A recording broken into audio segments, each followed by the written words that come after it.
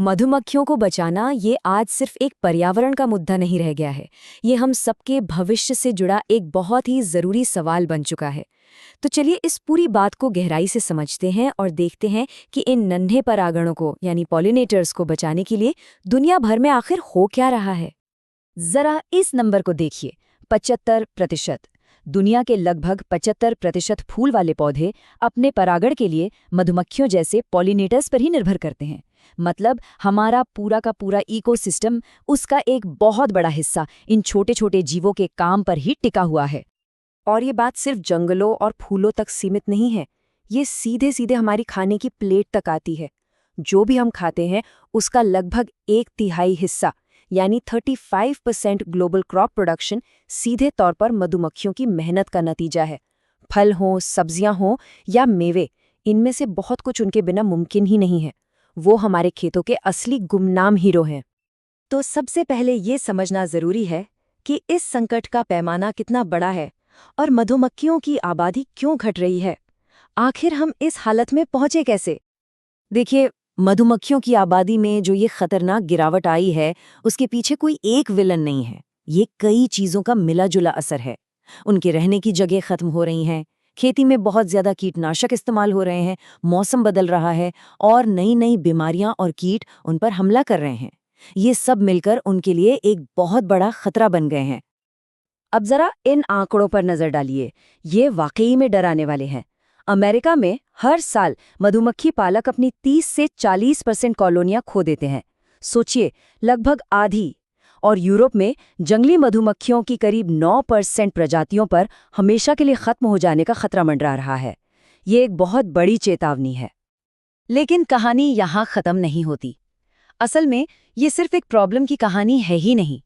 ये कहानी है दुनिया भर में हो रहे समाधानों की, एक ग्लोबल एक्शन की। तो अब कहानी उम्मीद की तरफ मुड़ती है। तो ये कोशिशें हो क्या रही हैं? सबसे पहले बात करते हैं उनके घरों को, यानी उनके हैबिटेट को फिर से ठीक करने की। देखते हैं कि मधुमक्खियों के लिए सुरक्षित जगह कैसे बनाई जा रही हैं। तो ये पॉलिनेटर हाईवे आखिर है क्या? ये कॉन्सेप्ट बहुत ही कमाल का है। सोचिए, ये फूलों वाले पौधों के गलियारे हैं, एक तरह के रास्ते जो मधुमक्खियों के बिखरे हुए घरों को आपस में जोड़ते हैं।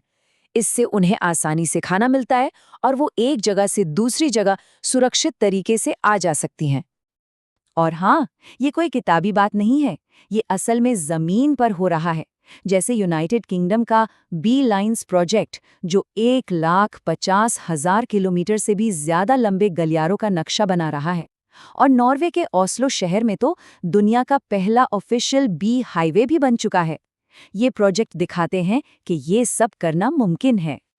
यहाँ एक बहुत ही दिलचस्प तुलना सामने आती है। एक तरफ है गांव के इलाके, जहां एक ही तरह की खेती की वजह से जमीन बट गई है। वहां पॉलिनेटर हाईवे इसका समाधान है। और दूसरी तरफ है शहर, जिन्हें कभी कंक्रीट का जंगल माना जाता था। आज वही शहर छतों पर बने बगीचों और छतों के जरिए मधुमक्खियों के लिए सुरक्षित ठिकाने बन रहे हैं। ये बात सुनने में थोड़ी अजीब लग सकती है, पर शहर सच में मधुमक्खियों के लिए सेफ हाउस बन रहे हैं।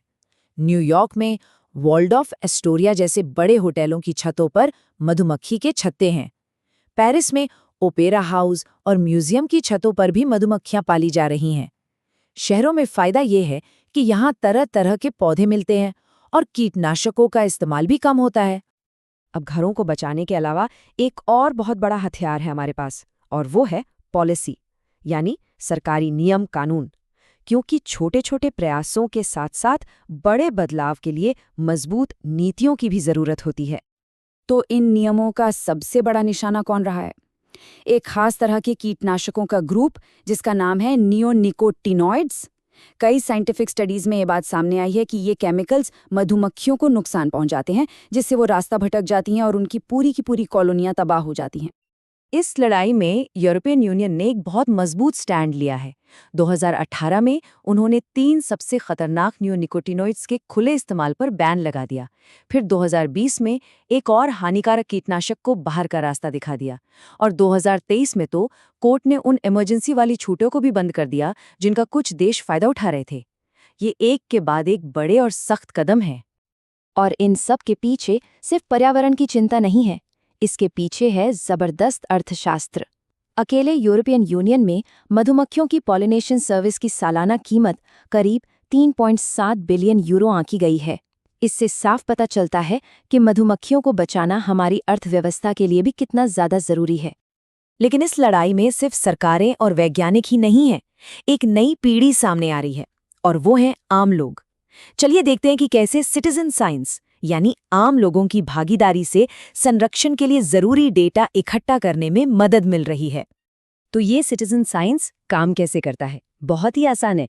कोई भी अपने फोन से अपने आसपास किसी मधुमक्खी या किसी और जीव की तस्वीर खींचता है, फिर उस फोटो को आई नेचुरलिस्ट जैसे किसी ऐप पर अपलोड कर देता है।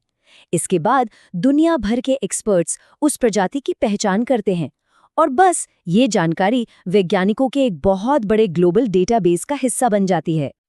और ये सिर्फ तस्वीरें इकट्ठा करने का शौक नहीं है, इसका असल में जबरदस्त असर होता है। मिसाल के तौर पर लोगों की भेजी हुई तस्वीरों और जानकारी से ही रस्टी पैच्ड बम्बल बी जैसी खतरे में पड़ी प्रजातियों को ट्रैक करने में बहुत मदद मिली है। ये दिखाता है कि कैसे छोटे छोटे व्यक्तिगत प्रयास मिलकर एक बड़ा बदलाव ला सकते हैं। तो इन सारी कोशिशों को देखकर एक बात तो साफ हो जाती है, ये सिर्फ मधुमक्खियों की कहानी नहीं है, ये हमारी अपनी कहानी है। ये हमारे आपस में जुड़े हुए भविष्य की कहानी है।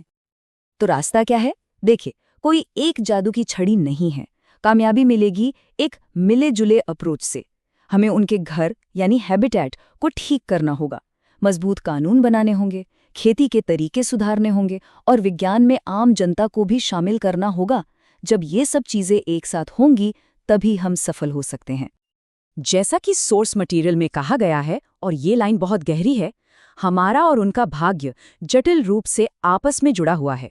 ये एक शक्तिशाली रिमाइंडर है कि हम प्रकृति से अलग नहीं हैं। मधुमक्खियों की सेहत सीधे सीधे हमारे ग्रह की सेहत और हमारे भविष्य से जुड़ी है। और आखिर में ये एक सवाल हम सबके लिए है जिस पर सोचना बहुत जरूरी है। हमारा साझा भविष्य कैसा दिखेगा? ये कहानी अभी भी लिखी जा रही है, और इसमें हम सबकी एक बहुत बड़ी भूमिका है।